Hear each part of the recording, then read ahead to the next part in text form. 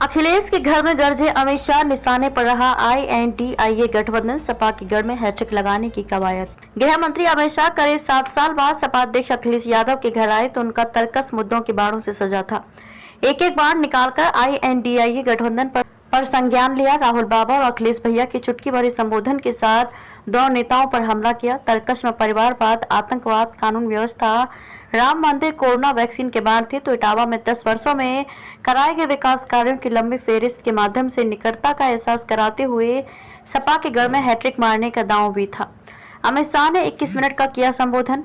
21 minute के संबोधन की शुरुआत में अमित शाह ने इटावा से आत्मीय रिश्ता जोड़ते हुए यहाँ के महाकालेश्वर, नीलकंठ, कालीवाहन, पिलुआ वाले हनुमान मंदिर को नमन किया। आजादी के आंदोलन में इस वीर भूमि के अविस्मरणीय योगदान का जिक्र करने के साथ ही कमांडर अर्जुन सिंह भदौरिया को याद किया तो नुमाइश पंडाल तालियों की गड़गड़ाहट से गुंजित हो गया। मंदिरों के प्रति श्रद्धा और कमांडर का स्मरण के साथ ही सीधे जनता से जुड़ने के लिए संवाद शैली में भाषण के चुनाव प्रबंधन के रणनीतिकार निहितार्थ निकाल रहे हैं।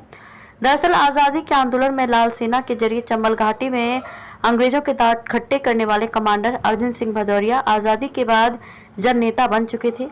यही वजह रही कि इटावा संसदीय चुनाव के इतिहास में 17 चुनाव में वे पहले और इकलौते निर्दलीय सांसद 1957 में चुने गए।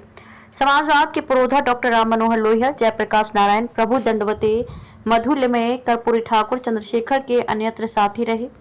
वे 1967 में दम के पास से और 1977 में जनता पार्टी से सांसद चुने गए।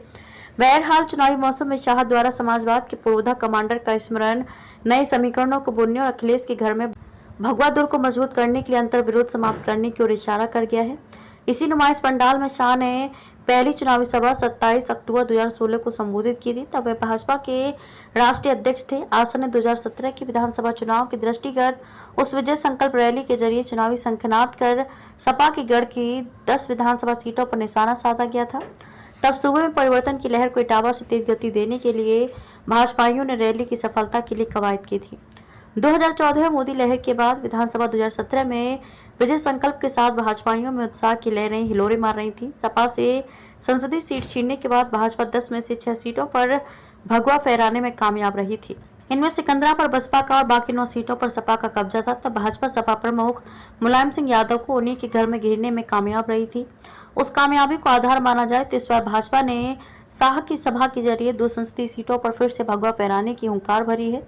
तब गुलाबी सर्दी की शुरुआत हो चुकी थी और इस बार गर्मी में उमस से लोग पसीना पसीना हो रहे हैं, लेकिन भाजपाइयों में उत्साह की कमी नहीं थी। भारत माता और जय श्री राम के जयकारों के साथ पंडाल गुंजित होता रहा। शाह भाजपाइयों में नई ऊर्जा का संचार कर गए। चुनावी सभा की सफलता के लिए करीब 5 दिन से गांव-गांव जनसंपर्क तेज हो गया था। जनप्रतिनिधियों के स्तर पर जारी अंतर्द्वंद को पार्टी हाईकमान ने सीज फायर कराकर उनका एक साथ जनसंपर्क कराकर धड़ों में बंटे कार्यकर्ता समर्थकों को एकजुटता का संदेश दिया। लग्जरी गाड़ियों से क्षेत्र में निकले नेताओं ने तेज धूप में पगडंडियां भी नापी तो भव्य दिव्य राम मंदिर में रामलला की प्राण प्रतिष्ठा के बाद दूसरी बार हथेली में चावल लेकर शाह की चुनावी सभा का बुलौआ भी दिया।